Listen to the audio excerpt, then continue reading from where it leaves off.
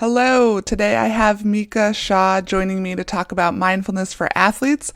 Micha is based in Long Beach, California, and is a certified yoga, Pilates, and meditation teacher.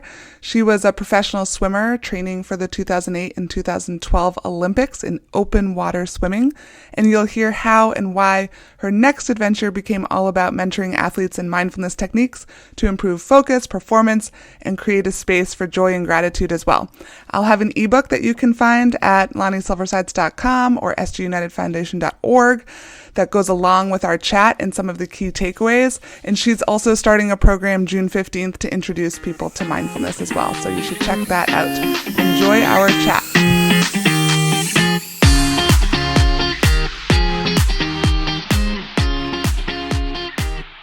Oh, Micha, thank you for joining us. Please tell everybody a little bit about your athlete journey and what you're doing now. Yeah, okay. So I grew up all over the place, but I have been a swimmer my whole life.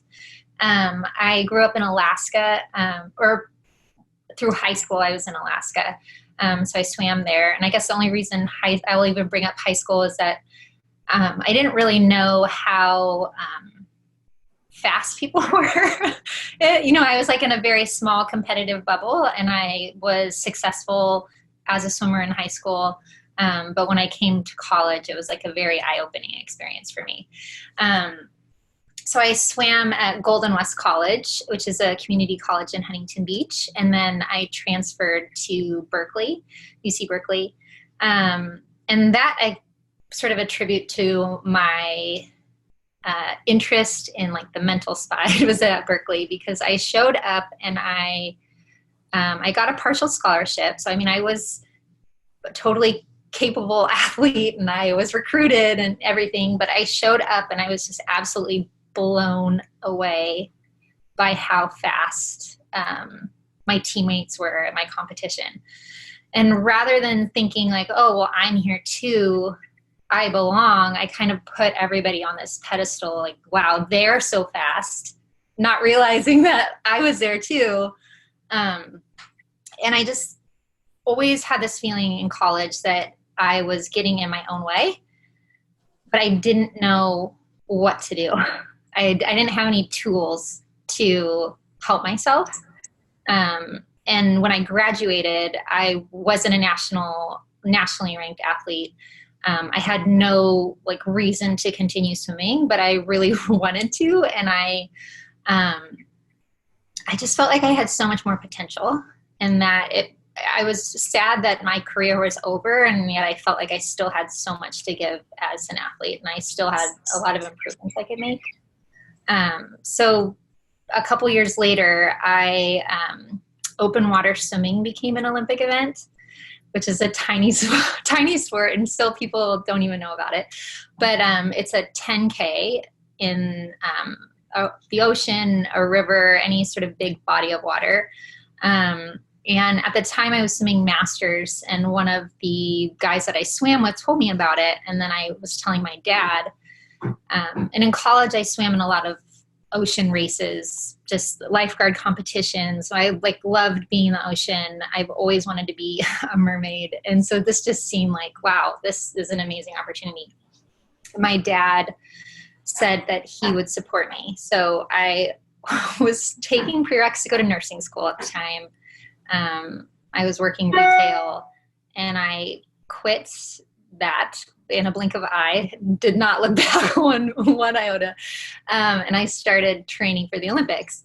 And I was not, I had no experience. I'd never raced in a 10K before. I had ocean experience, and that benefited me because a lot of pool swimmers like distance pool swimmers transitioned to try and make it to get the Olympic spot. I wasn't a distance swimmer in college. I did mid-distance. But I was comfortable in the water, in the ocean. So that was definitely a benefit for me. But I knew that when I started training that I needed to work on the mental side. And I didn't want to have that regret again, that I could have been better, and to not understand how I could sort of help myself, be more confident and sort of get out of my own way. And nerves for me was like a really big thing. I would get so nervous, and I just I can imagine that feeling now. Like my throat would get really tight. My stomach would get knotted. My hands would go numb. And just the way I processed those feelings was like, I was terrified. I would use the word, I'm like, I feel terrified right now and I want to run away. I don't want to race. I want to hide. I never did that, but it was such a strong, intense feeling that I needed to run and hide. And it would freak me out because I didn't know what to do about that. So I started working with a sports psychologist, and I started reading books on, the mental side of sports. And I got really into just learning for my own benefit. And then working with a sports psychologist was extremely helpful because he helped, set the foundation for practices and tools to be mentally stronger and more resilient and all of that great stuff. So within 2 years, I went from not, having any business being a professional swimmer training for the Olympics to I won the trials to the national trials to then go on to the World Championships. And the World Championships is where you would make the Olympic team. It was a different qualification than a regular pool swimmer. So they only took 25 in the world rather than 2 per, country. And so that's so awesome. First of all, that you just were willing to, it does say something about how you were probably stronger than you thought that you were to just take that leap to go for it. So that's pretty great. Thank you. I think, especially when I was younger, I focused a lot on what I felt like I should be better at. I didn't give myself credit for the strengths that I had. But I think one of my strengths is I stubbornly keep moving forward, even when it's embarrassing or I fail. And I might not internalize that, failure in a productive, skillful way, but I will get back up and I will keep trying. So I definitely think I had that going for me, and that served me a lot during that time. But not making the Olympics and it was kind of a political process. It was just it was a very emotional and heartbreaking experience. And I didn't deal with it very well. I don't think I'm the only person to not make the Olympics and to be heartbroken. But I didn't reach out for help on how to deal with it. I just chose to suppress the heartbreak and pretend like it never happened. So when people would bring up my career or swimming, I would just change the subject really fast. I would just get this knot in my stomach. And I think people like to say, they're like, oh, you're practically an Olympian. And I was like, no, there's a very clear line between being an Olympian and not. And I clearly did not qualify, did not make it. And I just held on to that shame and sense of failure for so long. And I became a mom and sort of moved on with my life. And I sort of just kept pushing that down and not really processing it. And it was really through mindfulness and starting to meditate and looking at sort of my behavior patterns that brought up all of that emotion and made me sort of finally face all of the feelings I had about that experience. And when I did start to process it, I felt really sad that I never gave myself any credit for what I had accomplished. I never focused on, the amazing experiences I had. I got to travel all over the world doing something that I loved, and that has always been my biggest dream. And I made amazing friends. I came so far. I made so many improvements, and I never gave myself any credit for that. And looking back, I don't want to say I regret it, because if I did not do that, I wouldn't be where I am today. But it just really made me want to work with athletes to help them sort of enjoy the process of being an athlete, and to like build those school skills to deal with, I hate saying failure because it's like, I know like failure is like an amazing learning opportunity, but it's still hard to process when you're in the midst of like all those feelings and emotions around, a mistake or a setback or whatever it is.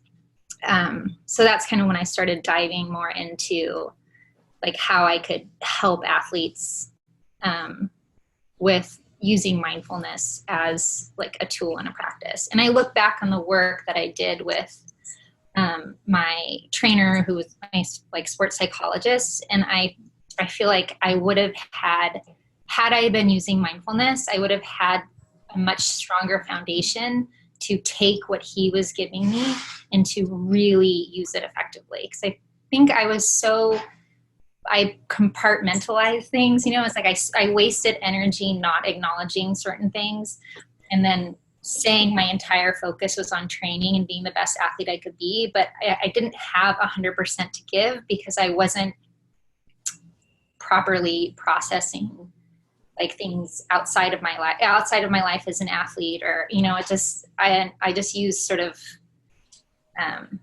the whole ignore and repress tool, which is not really a tool. But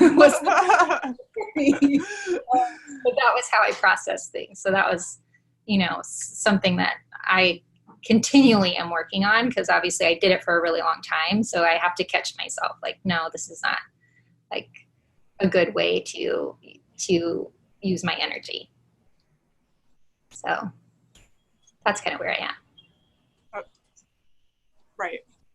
So I think we have so much, I know we talked a little bit earlier, but we have a lot in common here about what got you into this was that experience of like, oh wow, I wish I had known this when, right? And that's very similar in terms of my sort of journey to diving deep into mindfulness and mental skills training and the sports psychology thing was because as soon as I got a little taste of it, I was like, oh my gosh, it like opened up this door of like, why didn't I have this as an athlete? Like as a Division I athlete, like how much better could I have been? Or even to your point of like, how much more could I have potentially enjoyed the experience if I had known, versus looking at it as sometimes, I definitely looked at it as really hard as a job, as, looking for the finish line, getting excited for like when I would get to that finish line. And then once you're there and once I learned some of this stuff, I was like, gosh, that I could have probably learned better how to enjoy the process more and understand actually that it's totally normal to be thinking and feeling the way that sometimes, athletes will feel in these, in high level sport. And the other thing that I was thinking about is that you talked about mindfulness being an important foundation for the other mental skills. So I 100% agree with that in terms of, I even picture like quite literally like almost like a pyramid where the foundation or the foundation of the house or the foundation of whatever is that mindfulness piece, that awareness, because when we're aware of what we're thinking, it's easier to then be able to grab a tool that's going to help us in that moment. And whether it's boosting confidence or dealing with nerves, or how are you processing and thinking about those nerves? Is it, I want to run, or is it, this is preparing me for, a big performance? And the mindfulness piece of it is so important for being able to sort of, I think, tap into that awareness of what our body is doing. You were able to even describe like where you felt it, and I think that practice is really important to understand what our body and our mind are doing at any given time. So how do you, sometimes I also find, mindfulness is also a pretty big buzzword right now, right? Like it is, it can be thrown around in different ways. And for us, I think it's also, we want to be intentional about why, like, why are we doing this, or what is the part of, and we just do a little part of it in our Strong Girls programs, or for me with the work that I do with athletes, similarly to what you do. There's lots of different, we talk about, meditation as a way to practice building your mindfulness muscle, or we talk about other ways that interest in your daily life that you can practice. And I know there's lots of different theories and sort of around whether we should even be calling this mindfulness, but I would love to hear, how do you, when you have a high level athlete, I think more and more athletes and teams are hearing this as a benefit. George Mumford wrote the Mindful Athlete book and was working with the Bulls, right? And like, if everyone's watching right now, the Last Dance, right? Like, he was a big part of that. That team and that experience. The Golden State Warriors have mindfulness as one of their core values. Competition mindfulness, joy is one of their core values that they put right out there. So I think it's becoming more like okay, for athletes to embrace this and learn about it, more than it probably was even 5 years ago. But if you have an athlete, like, how do you explain what mindfulness is to an athlete? Because it's not just like what sometimes people think of, like, sitting and meditating for days, right? Yeah. So how would you explain it to athletes? So you mentioned George Mumford, and I love his book, and I was signed up to go on his meditation retreat at the end of this month, which got postponed because of the current situation. But I remember, I think I heard him on a podcast, and he was like, how do you get people to buy into like mindfulness or meditation? And he was like, I don't get them to buy into anything. I talk about being in the zone and how do you get there? And they want to be there. So I feel like I used to try to explain it more like, oh, well, mindfulness is bringing your awareness to the present moment, kind of like regurgitating the definition and then explaining it. But I found talking about that, like that flow state, like how do you get there? What are the qualities that you feel when you have those experiences? And then how can you break that down and practice those little skills to get there? You can't force it. You can't be like, oh, and today I'm going to be in the zone or flow, whatever, however you like to define it. But you can practice those skills to make it more likely to happen. And so I think that's really beneficial rather than, and then also it's like once you, like every athlete can relate to that feeling of when like everything clicks and it's like, it's not that it's void of pain or distractions. It's like, you just know, like you're on the right path. You trust your instincts. You trust your body to do what you've trained it to do, and like really tapping into that. And then also, I think when you start to talk about that feeling, it's not like, oh, I felt, I knew that because I was lifting really heavy, like the physical. It's not the physical skills that they are talking about. It's those mental skills. It's like confidence and trust in yourself, the ability to like bounce back and not get distracted by pain or competitors and all that stuff. And those are all the mental skills. So I feel like that's like, to me, has become like more of the way to sort of like broach it and then start weaving in like, okay, well, how can you practice being more focused? Like, how can you practice resiliency and being able to not get distracted by, physical sensations or fatigue, pain, your competitors, all of that stuff. Yeah, that's awesome. And so speaking of that, what are some of your favorite ways of teaching athletes and competitors to practice this? Yeah, well, I think meditation is an important aspect of it. So I think to find a way to make that practice part of your day, whether it's just starting really small and just doing a couple minutes and trying to build from there. But I mean, that is the foundation in your mindfulness practice. So I think, and also like practicing those skills in that quiet environment, and then seeing it play out, like then, because I think then you can transition better to like, oh, okay, like now I feel that in my body, or I feel that in my mind when I'm actually training or competing or, performing in whatever capacity it is. I'm also, I think like the simple practices are the best. Like diaphragmatic breathing, I think has, like, for my own practice, has been really helpful. Just learning how to calm yourself down and like relax your body. Especially with me and my nerves, like when I get really nervous and I feel the sensations in my body, but I get so in my head about it. But when you can kind of like drop down, it's like, okay, actually name like okay, my throat feels tight, my I have butterflies, like my hands are tingly. Now I'm going to focus on my breath. I'm going to extend my exhale a little longer than my inhale, and it gives your mind somewhere to settle. And then it's like you still feeling, that was a huge breakthrough for me. You can still feel all those feels and not be attached to them, not to, like hold on to them and just go down that rabbit hole of fear, or however I was choosing to narrate the experience.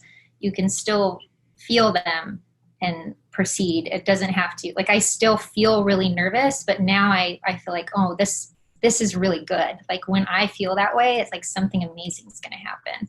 And that was such a huge shift for me personally. Yeah. And can you explain too, because that's actually an exercise that with the young girls, so elementary school girls, we just had them in one of our online classes, one of our virtual classes. We had them run to their room, grab a favorite stuffed animal, run back, lay on their back, put the stuffed animal on their belly so they could, see it rise. So can you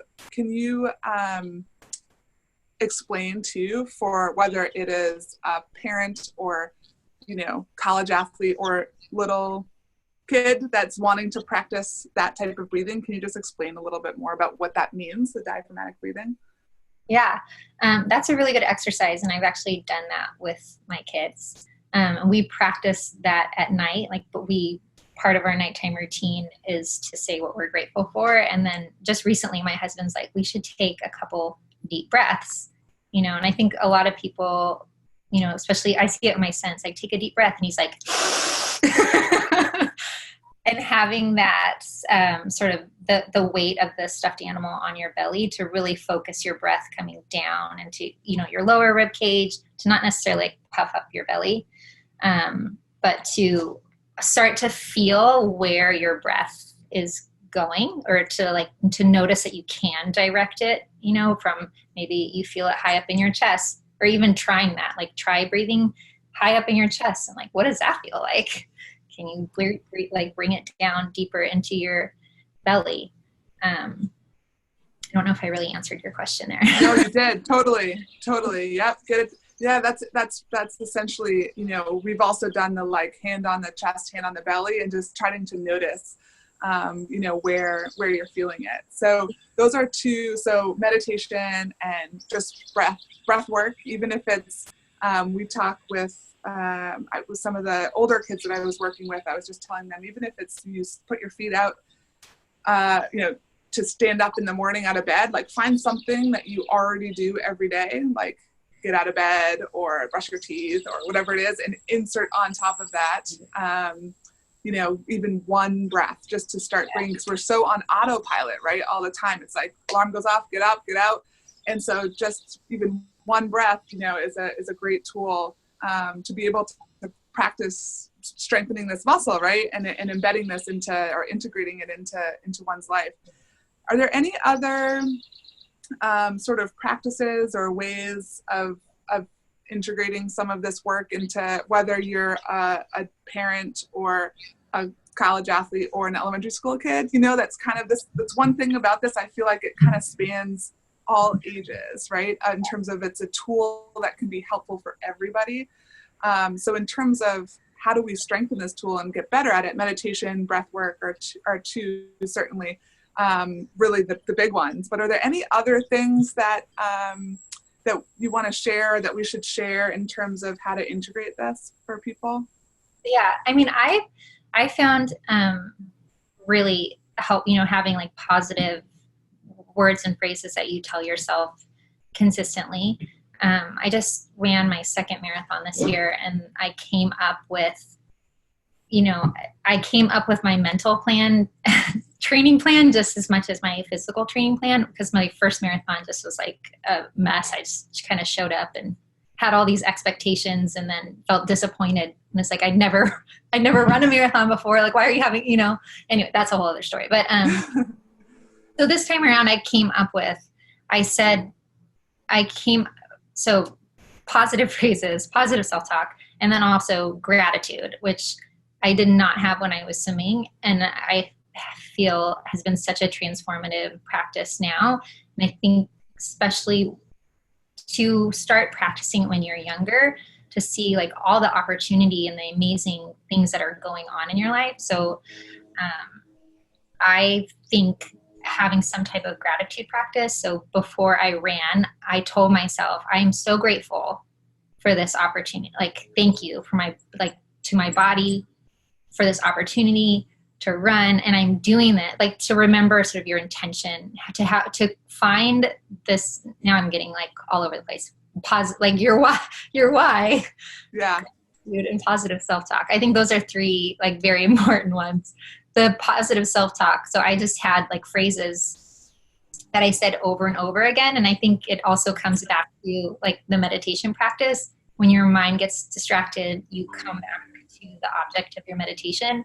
So when I was running, I practiced that too. When my mind would get distracted by fatigue or pain or whatever kind of distraction, I would come back to my phrases. And because I was trying to, I didn't do this when I was a swimmer. I was trying to remember grateful and to run with gratitude, because I really do love being an athlete, and I always have. But when I look back, I realized that I wasn't very kind to myself. I had these high expectations, and I just completely annihilated myself for not meeting them. So having that gratitude that, this was an amazing opportunity, and I'm doing this because I want to. No one is forcing me to do this. I say I love it, and I really do. So like, give yourself a little bit of kindness, and show gratitude for this run. And that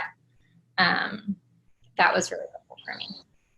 That's so great, and really helpful and timely too. Even our practice just yesterday with a Strong Girls class, we have elementary school girls and we've got college girls that are serving as mentors at the same time. And with the beauty of Zoom, we can do breakout rooms. So the very first thing, everyone gets in, say hi, and then I send them off with their mentors, 2 or 3 girls per college student athlete, and had them do 3 good things from their day, because that's one of our gratitude practices as a family, and has had a profound impact on everyone's ability to, as you said, see good throughout the day when you're going to be doing this each night, and had a profound impact on me during my cancer treatments, was still being able to find good in every day because I had this practice already built. And I think one of the things that I think is important about mental skills training and mindfulness is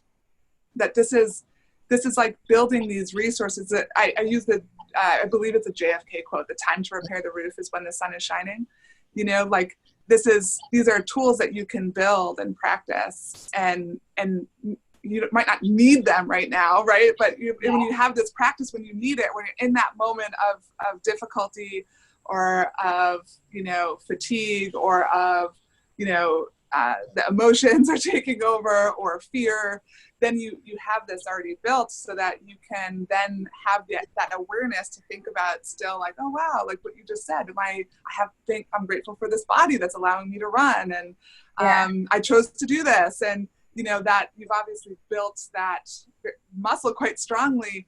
And I also love that you said that you had a physical training plan and a mental training plan, really, and I think it's so important for us to all be able to kind of take a look at something, goals, right? Like we do set goals, like you have a vision of how you want something to go. And then when you map out a plan to help you get there, making sure that we include the self-kindness, as you've mentioned a bunch, right? And some of these other practices along the way.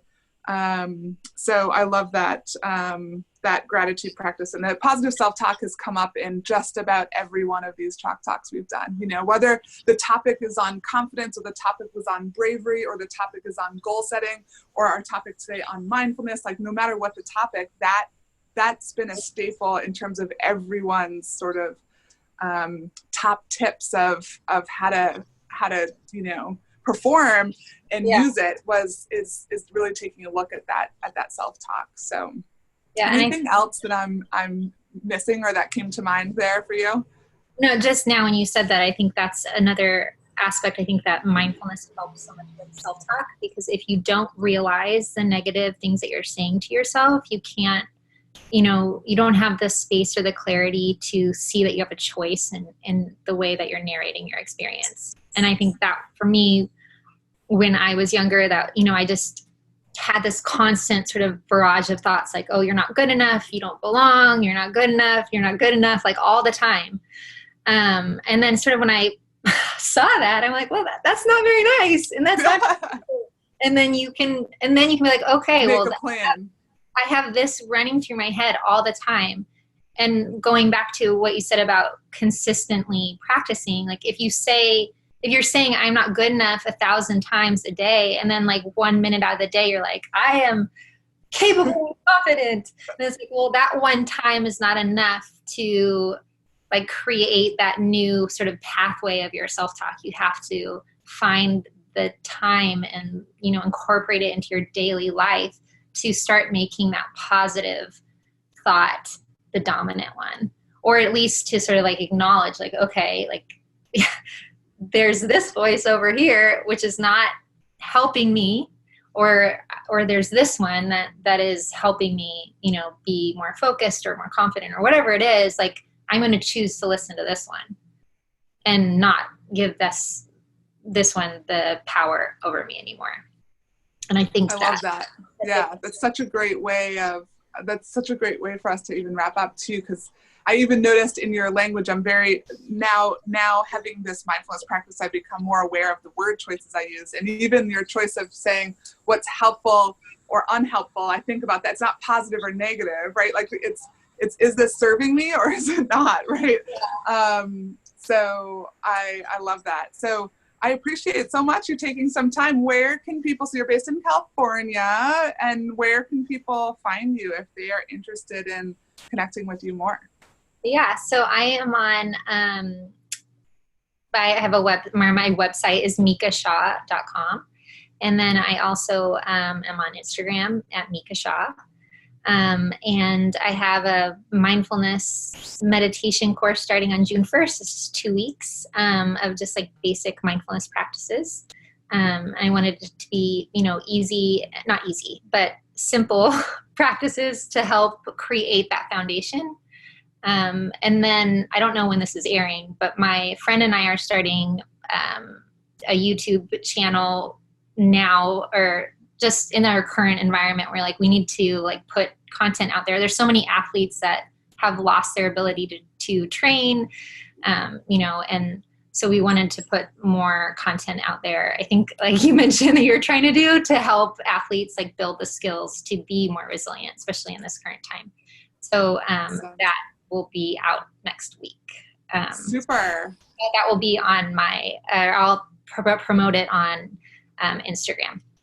Great. I will make sure to put your website and your Instagram and all that information in the sort of notes on our website as well. And I hope that people will, I would love we will make sure to get this out certainly before your June 1st. So hopefully you can get some Strong Girls United followers to join you. Yeah, no, I appreciate it so much. Thank you for connecting. And you know, it's like I'm in Maine on the East Coast, and you're on the West Coast, and I love, you know, finding different ways of connecting to people that are doing similar work, and yeah, well, I'd just love to stay in touch. Yes, I would love that. That's actually been one of the one of the silver linings of this time is that I've met some really amazing women in this like mindfulness for athletes space, and it's been like I'm so appreciative to have made this connection and speak with you today. So thank you so much. Yay. You're very welcome.